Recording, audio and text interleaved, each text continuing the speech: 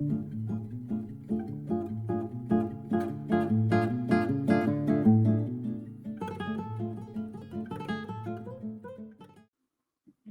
in, my friends. Here we are, beginning, well, by this time, middle of August. New segment alert. All right. Here's what I got coming at you. I'm gonna call it Shady Vendors. I had it down as sleazy in the notes, and that's kind of old school. So I'm gonna go with Shady Vendors. I'm gonna give you a couple examples.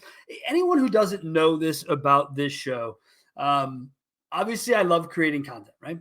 I do. I love it.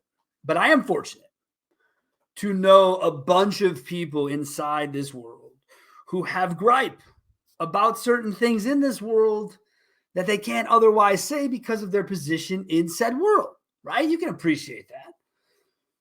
So they know that they can call me and tell me a story about their day, and it'll get me so fired up that it'll create podcast content. Well, the new segment alert about the Shady Vendor is obviously how this gets powered, people, because I'm not an actual dealer anymore. I have wonderful dealer partners. There's no question about that, but I am not one. I do not live the day to day.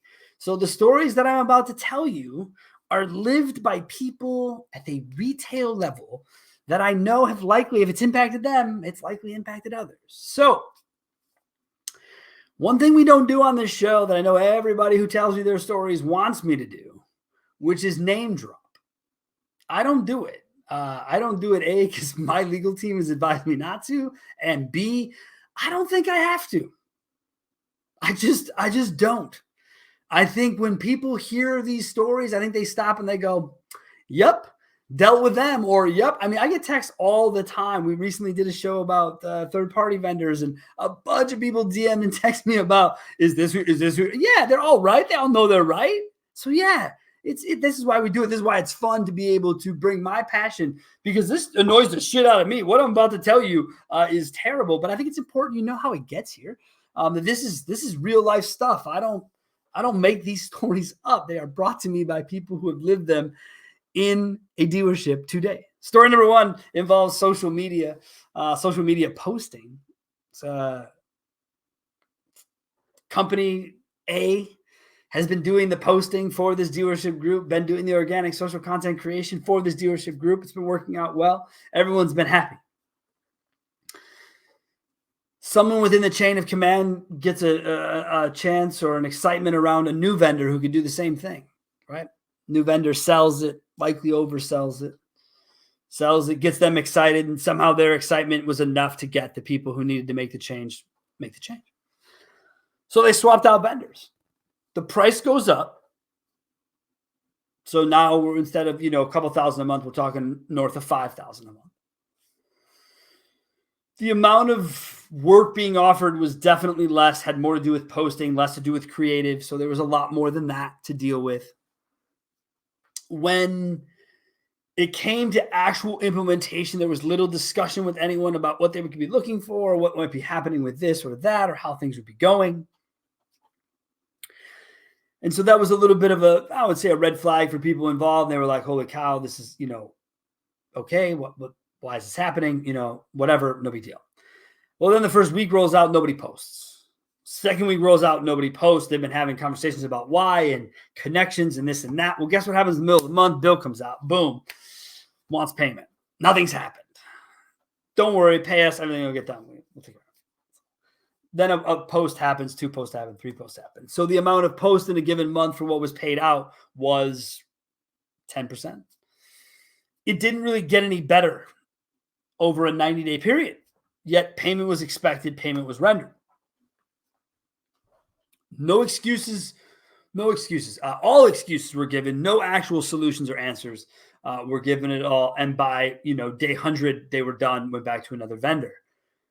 Went back to the new vendor, turned everything back on. The new vendor wasn't having as much traction. Well, there's a 100-day down period.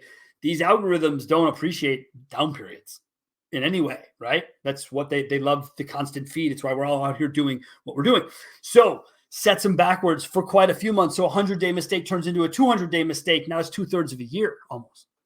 So I caution people, lesson for me, If you've got a vendor that's doing the job, that's working, that you're happy with, don't be persuaded by someone who's shinier than the people you already work with and are committed to. And that goes for, I mean, I'm in the space, this particular space.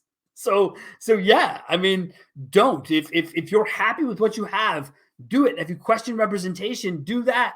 But I suggest anyone, if in 30 days you don't see what you're looking for, I would put in my cancellation so that if nothing improved in the next 30, that I could roll back and go where I was going or do what I was doing or try something different.